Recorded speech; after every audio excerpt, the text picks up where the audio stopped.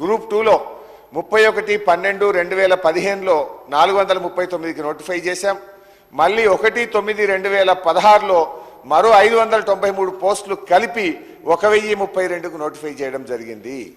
అదేవిధంగా ఉమ్మడి ఏపీలో గ్రూప్ 2 2008లో కూడా ముందు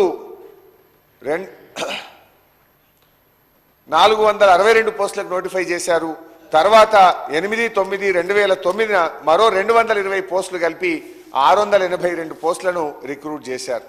అట్లే గ్రూప్ 1లో కూడా 2008లో మొదలు 129 పోస్టులు ఇచ్చి తర్వాత 72 కలిపి 201 పోస్టులు రిక్రూట్ చేసినారు.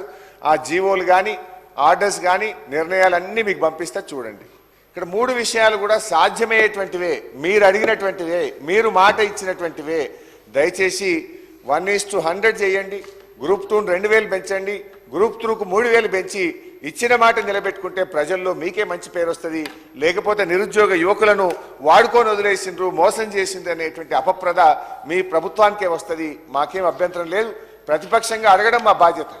ఆ రోజు పిల్లలు మీ దగ్గరికి వచ్చారు. అదే పిల్లలు ఇవాళ మా ఇంటి దగ్గరికి వచ్చి అన్నా మీరు అసెంబ్లీలో మాట్లాడండి అని మాకు దరఖాస్తులు ఇస్తే ఆ పిల్లల పక్షాన అడగడం మా బాధ్యత, చేయడం మీ బాధ్యత. చేస్తే మీకు గౌరవం, చేయకపోతే ఆ పిల్లల్లో రాష్ట్రంలో లక్షలాది మంది నిరుద్యోగుల్లో కాంగ్రెస్ పార్టీ నిరుద్యోగులను వాడుకొని వదిలేసింది అనేటువంటి చెడ్డ పేరు అపప్రద మీకే వస్తుంది. ఆలోచించండి.